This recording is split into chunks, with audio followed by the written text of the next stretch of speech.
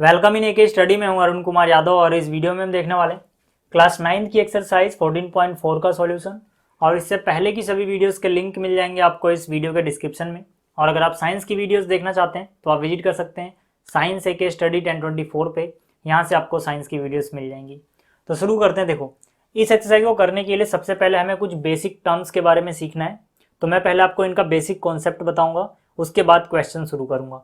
Concept ज़्यादा deep में नहीं जाएंगे हम, 9th के हिसाब से थोड़ा थोड़ा यहाँ पे मैं बताऊंगा। जब हम क्वेश्चन करेंगे तो आपको क्लियर हो जाएगा, ठीक है। तो यहाँ पर देखो, सबसे पहले मैं सीखना है मीन के बारे में, फिर मोड के बारे में, फिर मीडियन के बारे में। इन तीनों को हम बोलते हैं मेजर्स ऑफ सेंट्रल टेंडेंसी, ठीक है। तो मीन क्या होता है? देखो, मान लो आपको कुछ डेटा गिवन है आपके क्वेश्चन में कुछ, ठीक है, नंबर ऑफ टर्म्स या नंबर ऑफ ऑब्जर्वेशंस गिवन है। तो आप क्या करोगे, पहले आप सम निकाल लोगे सारी की सारी ऑब्जर्वेशन का, यानी सबको जोड़ दिया, जो आंसर आया वो ऊपर लिखा, उसको डिवाइड कर दिया टोटल नंबर ऑफ ऑब्जर्वेशन से, यानी टोटल ऑब्जर्वेशन कितनी है, ठीक है। तो वहां से जो आपको मिलेगा वो होगा मीन, या फिर आप एवरेज कह सकते हो इसको, ठीक। तो इसके बाद बात करते हैं मोड की। देखो, जो मोड है इसका मतलब होता है कि जो भी आपको डेटा गिवन है उसमें से सबसे ज़्यादा बार क्या चीज़ आ रही है। तो जो ऑब्जर्वेशन सबसे ज़्यादा बार आएगी उसको हम बोलेंगे मोड। तो मैंने यहाँ पे लिखा है observation that comes maximum number of times, मतलब वो ऑब्जर्वेशन जो मैक्सिमम नंबर ऑफ टाइम्स आ रही है उसको हम बोलते हैं मोड। अब जो मीडियन है ये इन दोनों से थोड़ा कॉम्प्लेक्स है समझना, इसको ज़रा ध्यान से देखना, ठीक है। ज़्यादा कुछ नहीं, इसमें सिंपल सी चीज़ है। हम क्या करते हैं, देखो, मान लो कि नंबर ऑफ टर्म्स हमें n दी गई हैं, मतलब कि अगर टोटल हमें 4 टर्म्स दी गई हैं तो n की वैल्यू 4 हो गई, 5 टर्म दी गई तो n की वैल्यू 5 हो गई, ठीक। तो n समझ में आ गया क्या चीज़ है, नंबर ऑफ टर्म्स। इसके बाद हमें क्या करना है, पहला स्टेप हमें अरेंज करना है जितनी भी टर्म्स हमें दी गई हैं उनको असेंडिंग या फिर डिसेंडिंग ऑर्डर में। आपकी मर्जी है, चाहे आप असेंडिंग ऑर्डर में उसको पुट करो या अरेंज करो, या फिर डिसेंडिंग ऑर्डर में अरेंज करो। तो पहले स्टेप में लिखा है arrange all terms in ascending और डिसेंडिंग ऑर्डर, ठीक।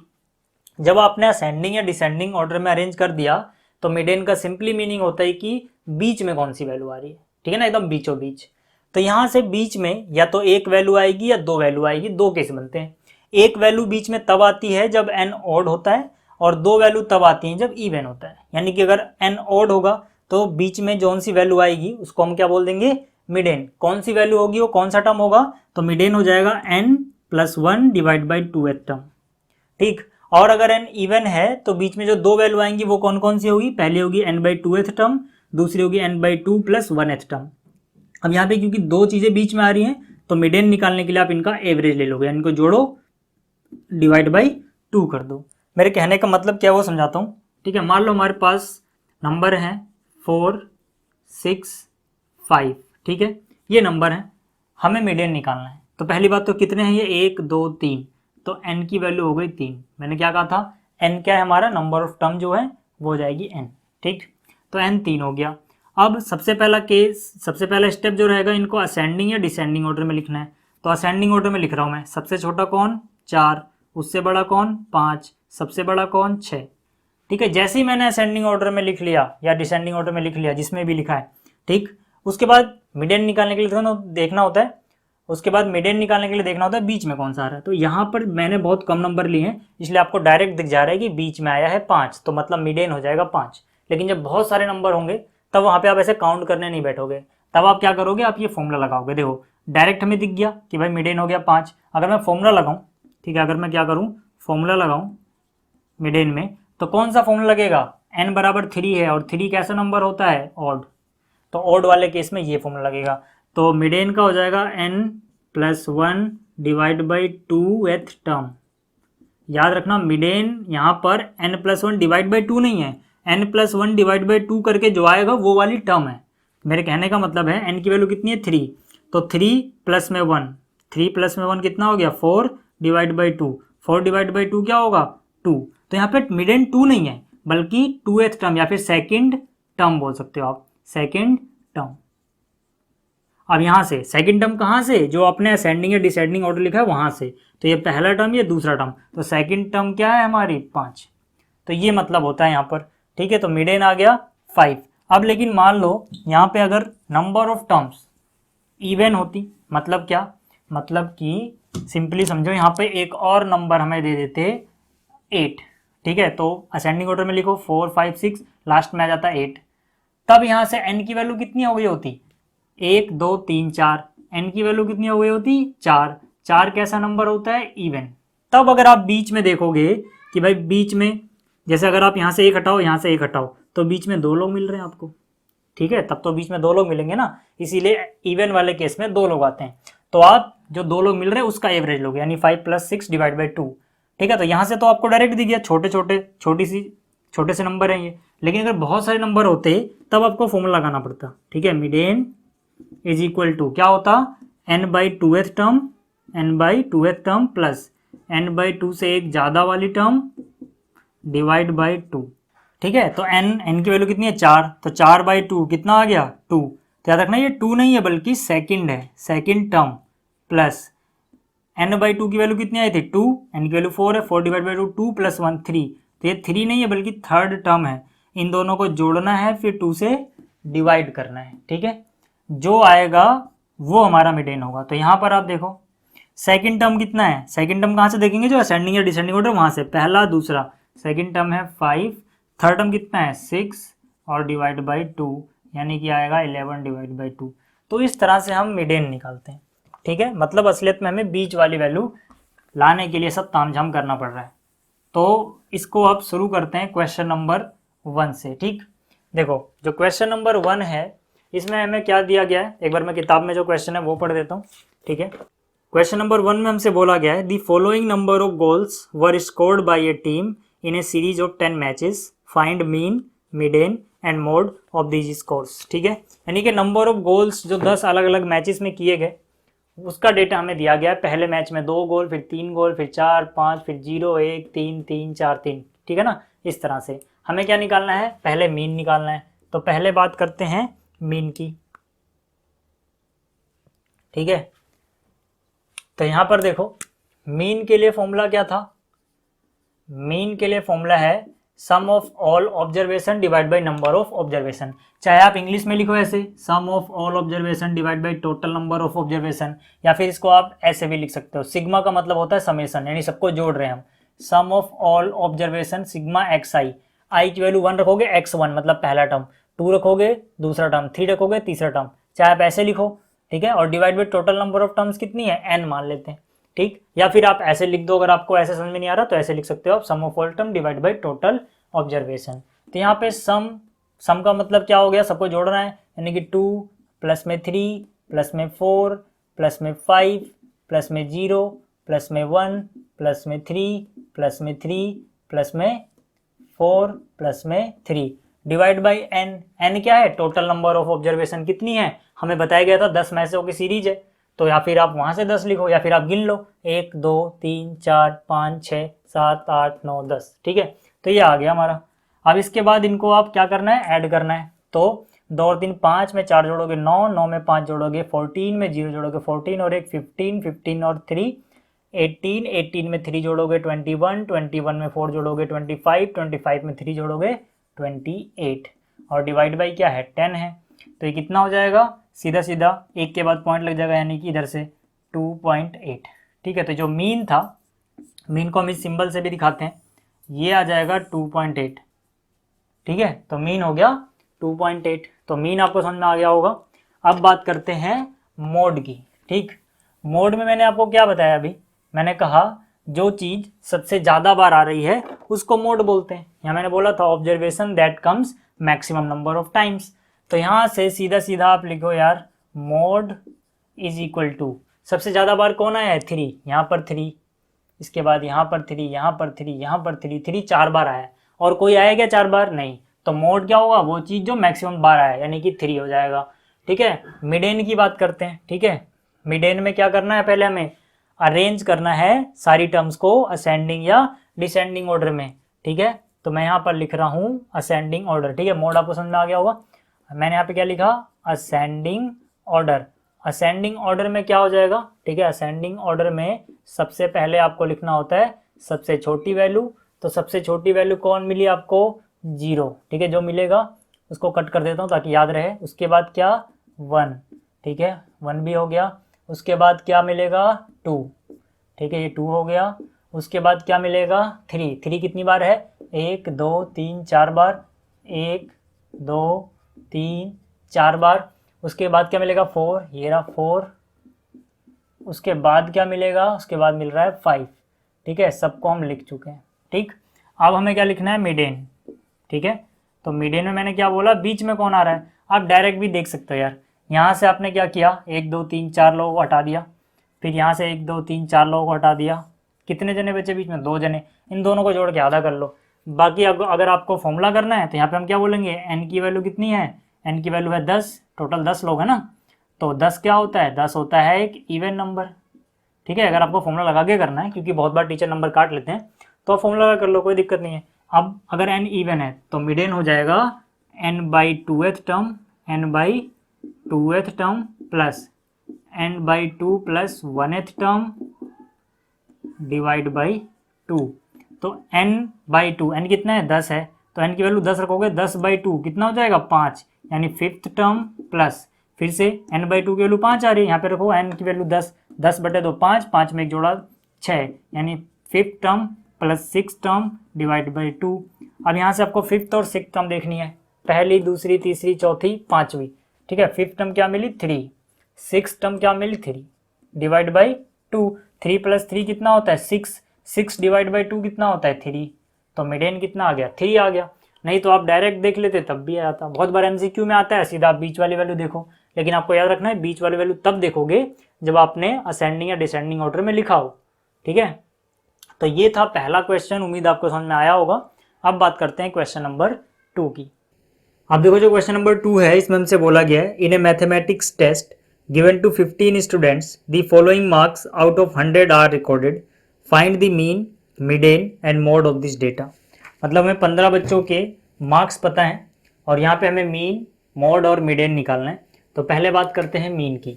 ठीक है, तो यहाँ पर देखो मीन का फॉर्मूला मैंने आपको क्या बताया, चाहे तो आप ऐसे लिखो sum of all observation divide by total observation, या फिर आप लिख सकते हो sigma x i divide by n. ठीक, तो यहाँ पे सिग्मा का मतलब क्या है, समेशन, मतलब यहाँ पर हम सबका सम निकालेंगे। तो यहाँ पे हम लिखेंगे 41 प्लस 39 प्लस 48, इसी तरह से सारा। ठीक है, तो ये सारा मैंने प्लस में लिख दिया। अब डिवाइड बाई क्या होगा, नंबर ऑफ टर्म्स। तो यहाँ पे नंबर ऑफ टर्म्स कितनी है 15, क्योंकि ये 15 स्टूडेंट्स के मार्क्स का डेटा है। ठीक, तो इनको आप ऐड कर लेना रफ में, जब इनको आप ऐड करोगे तो आएगा 822 और डिवाइड बाई किससे करना है हमें 15 से। ठीक, तो यानी कि 822 को आप डिवाइड कर लो 15 से, तो 15 5 जा 75 और यहाँ पे कितना बच जाएगा 7 और 2, फिर 15 4 जा 60, यहाँ कितना बचेगा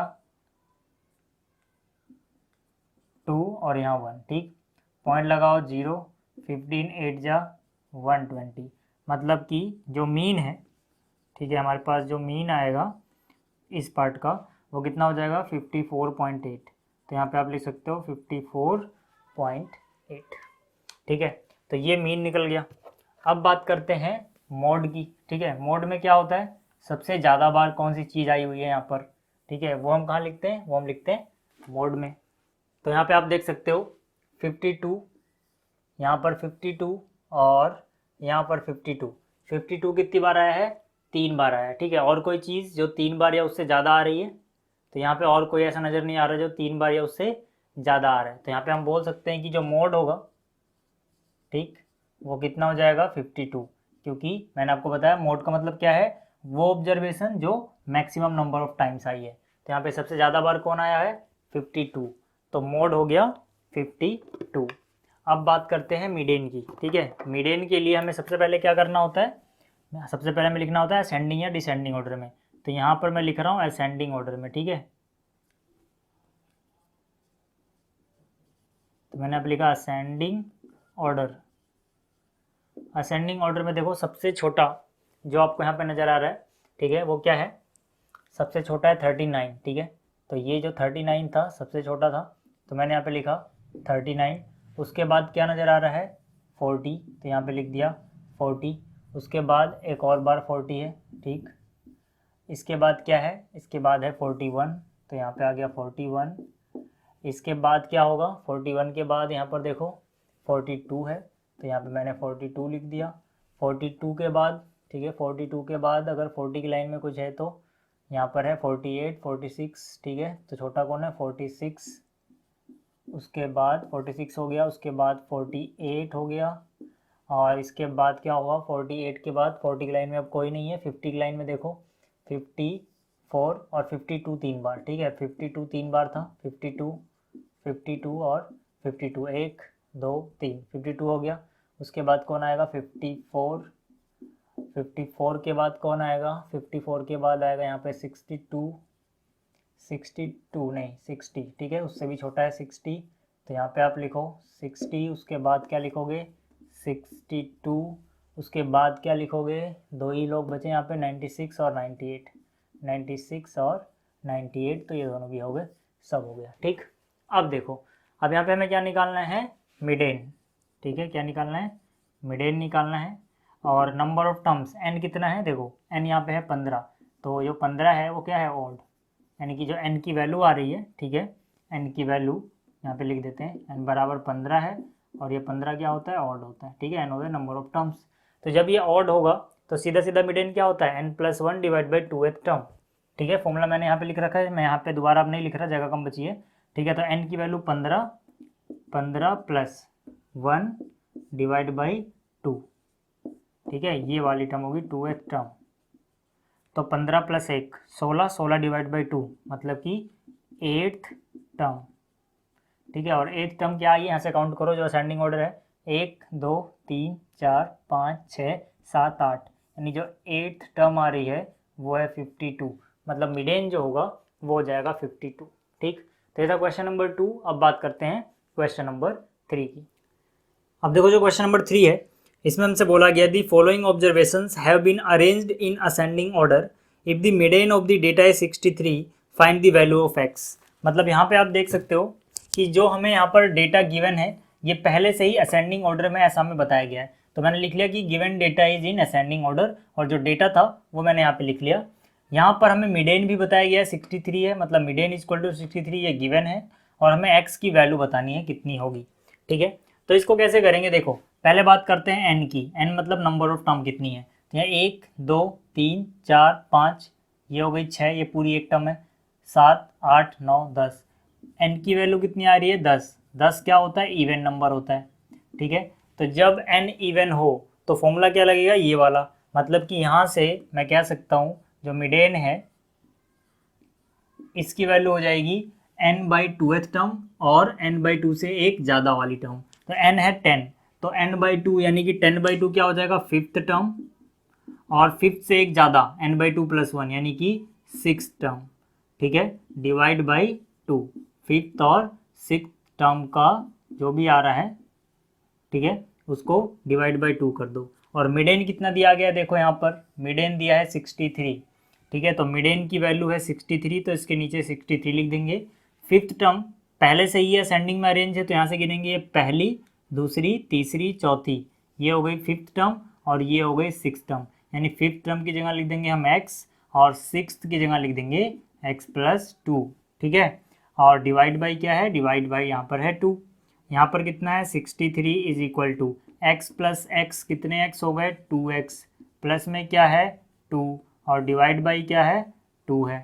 तो यहाँ से देखो 63 इज इक्वल टू 2 कॉमन आ रहा है, 2 कॉमन ले लो, अंदर क्या बचेगा यहाँ पर x, प्लस में 2 कॉमन लिया तो 2 × 2, ठीक, डिवाइड बाई क्या है 2, इससे ये कट गया, ठीक है। तो यहाँ तक आपको समझ में आ गया। यहाँ बचा x+1, ठीक, यहाँ जगह नहीं है तो मैं यहाँ लिख देता हूँ, यहाँ क्या बचा हुआ है x+1, और इधर क्या बचा हुआ है 63, जो प्लस में 1 है वो माइनस में आएगा, 63 - 1 इज इक्वल टू x, यानी कि 62 इज इक्वल टू x, तो यहाँ से x की वैल्यू आ जाएगी 62। तो ये था क्वेश्चन नंबर 3। अब बात करते हैं क्वेश्चन नंबर 4 की। अब देखो जो क्वेश्चन नंबर 4 है इसमें हमसे बोला गया है मोड फाइंड आउट करो। तो मोड क्या होता है, जो ऑब्जर्वेशन सबसे ज़्यादा बार आई हो। तो यहाँ पे देखो 14 मोड हो जाएगा क्योंकि सबसे ज़्यादा बार आ रहा है, ठीक है, यहाँ भी 14 है, यहाँ भी 14 है, सबसे ज़्यादा बार क्या है 14, तो मतलब जो मोड है वो कितना हो जाएगा 14। तो इस क्वेश्चन में सिर्फ मोड निकालना था तो हो गया। अब बात करते हैं क्वेश्चन नंबर 5 की। अब देखो जो क्वेश्चन नंबर 5 है इसमें हमसे बोला गया find the mean salary of 60 workers of A factory from the following table. मतलब कि यहाँ पर हमें एक टेबल दी गई है, टेबल में पहला कॉलम सैलरी का है जिसको मैंने XI बोल दिया, और दूसरा है नंबर ऑफ वर्कर जिसको मैंने फ्रीक्वेंसी बोल दिया FI। ठीक, तो मतलब यहाँ पर यह है कि 16 वर्कर ऐसे हैं जिनकी सैलरी 3000 है, 12 वर्कर ऐसे जिनकी सैलरी 4000 है, 10 वर्कर ऐसे जिनकी सैलरी 5000 है। तो ऐसे करके इनको आप जोड़ोगे तो टोटल आएगा 60, मतलब 60 वर्कर हैं टोटल। ठीक है, तो टोटल सैलरी कितनी हो जाएगी, देखो हमें क्या करना है, हमें निकालना है इनका मीन। तो मीन के लिए हम क्या करेंगे, मीन का मतलब x बार, ये क्या होगा, ये होगा sigma FI XI divide by sigma FI। अब यहाँ पर क्या है, सिग्मा FI XI है, सिर्फ सिग्मा XI क्यों नहीं है, क्योंकि यहाँ पर फ्रीक्वेंसी दी गई है। ठीक है, जब भी आपको फ्रीक्वेंसी दी गई होगी तो सबसे पहले आपको FI XI निकालना है। अब तक जो हमने देखा था वो एक एक करके डेटा दिया था, लेकिन यहाँ पर ये 3016 बार लिखा हुआ, ये समझ लो आप। ठीक है, क्योंकि हमें एक बार लिखा हुआ नजर आ रहा है, लेकिन इनकी फ्रीक्वेंसी कितनी है, 16। मतलब ये किसी एक की नहीं है 3000, ऐसे ऐसे 16 वर्कर हैं जिनकी सैलरी 3000 है। तो अगर एक वर्कर की 3000 होगी तो 16 वर्कर की कितनी, 16 इंटू 3, यानी कि FI और XI को मल्टीप्लाई करेंगे, 16 3 जा, यानी कि इन 16 की मिला के 48,000 हो जाएगी, 48,000। ठीक, ऐसे ही अगर एक की सैलरी 4000 हो तो ऐसे ऐसे 12 वर्कर हैं यहाँ पे, तो 12 की सैलरी कितनी हो जाएगी, 12 इंटू 4, ये फिर से कितना आ गया, 48,000। ठीक है, इसी तरह से 5000 वाले कितने वर्कर हैं, 10। ठीक है, तो सबकी मिला के कितनी हो जाएगी, 10 इंटू 5, यानी कि 50,000 हो गई है। ठीक, और यहाँ पे 8 इंटू 6 कितना हो गया, 48, और 3 जीरो और लगा दो। फिर यहाँ पे 6 इंटू 7 42, 3 जीरो और लगा दो। 4 इंटू 8 32, 3 जीरो और लगा दो। 3 इंटू 9 27,000। ठीक है, फिर 1 इंटू 10 लिखोगे, फिर 1 2 3 जीरो और यहाँ पे लगा दोगे। ठीक, तो यहाँ पर देखो जो FI को जोड़ के आया है, जो FI को जोड़ के आएगा इसका मतलब है कि ये क्या दिया हुआ है, ये दिया हुआ है सिग्मा FI। सिग्मा FI का मतलब क्या होगा, FI का समेसन, तो इनको जोड़ के आया 60। इसी तरह से जो इन सबको जोड़ के आएगा उसको हम बोलेंगे सिग्मा FI XI। ठीक है, जो कि हमें यहाँ पे ऊपर लिखना होगा। तो आपको याद रखना है कि जब भी ऐसे XI दिया गया हो, उसके सामने फ्रीक्वेंसी दी गई हो, तो सबसे पहले आपको निकालना है FI XI, और जो फॉर्मूला लगाना है मीन का, ठीक है, जो मीन है हमारा, इसका जो फॉर्मूला हो जाएगा वो हो जाएगा sigma FI XI divide by sigma FI। ठीक, ये कब करना है, जब ऐसे सामने फ्रीक्वेंसी दी गई हो। तब देखो इनको जोड़ लो। ठीक है, 3 जीरो तो यहाँ पर रहेंगे ही रहेंगे भाई। इसके बाद यहाँ पे 8 और 8 16 और 8 24, 2 26, 2 28, 28 में 7 जोड़ोगे 35, यानी 35 का 5 हो गया, कैरी हो गया 3, जो कैरी 3 गया था वो 4 में जोड़ो 7, 7 और 4 11, 11 में 5 जोड़ोगे 16, 16 में 4 जोड़ोगे 20, 20 में 4 जोड़ोगे 24, 24 में 3 जोड़ोगे 27, और 2 जोड़ोगे 29, और 1 जोड़ोगे 30। ठीक है, तो मतलब कि ये टोटल हमारे पास इनका समेसन आ गया। तो यहाँ से वैल्यू पुट कर दो, सिग्मा FI XI की वैल्यू कितनी है, 305, यानी 3,05,000 डिवाइड बाई सिग्मा FI कितना है 60। 1 जीरो से 1 जीरो कट गया। अब हमें क्या करना है, 30500 बचा हमारे पास, 30500। इसको किससे डिवाइड कर लेना है, इसको डिवाइड कर लेना है 6 से, तो 6 5 जा 30, पूरा कट गया, 0 बचा, यहाँ उतारा 5। ठीक है, टेबल नहीं जा रहा तो एक डिजिट और उतारेंगे, 2 डिजिट एक साथ उतारते तो यहाँ 0 बढ़ाते हैं। फिर 6 8 जा 48, फिर कितना बचेगा 2, फिर ये वाला 0 यहाँ उतारोगे, फिर 6 3 जा 18, यहाँ पे कितना आएगा 2, पॉइंट लाके 0 बढ़ाओगे, फिर 6 3 जा 18, फिर 2, यानी फिर से 0, यानी कि 0.33। ठीक है, तो यहाँ पे नीचे जगह नहीं इसलिए मैं यहाँ लिख रहा हूँ, तो यहाँ से आ गया 5083.33। तो ये है मीन सैलरी। ठीक है, तो ये था क्वेश्चन नंबर 5। तो अब देखो इस एक्सरसाइज का सिर्फ एक ही क्वेश्चन बचता है, क्वेश्चन नंबर 6। ये थियोरेटिकल क्वेश्चन है तो इसको मैं कभी और कराऊंगा। तो इस वीडियो में इतना ही, जल्दी मिलेंगे अगली वीडियो में। Thanks for watching.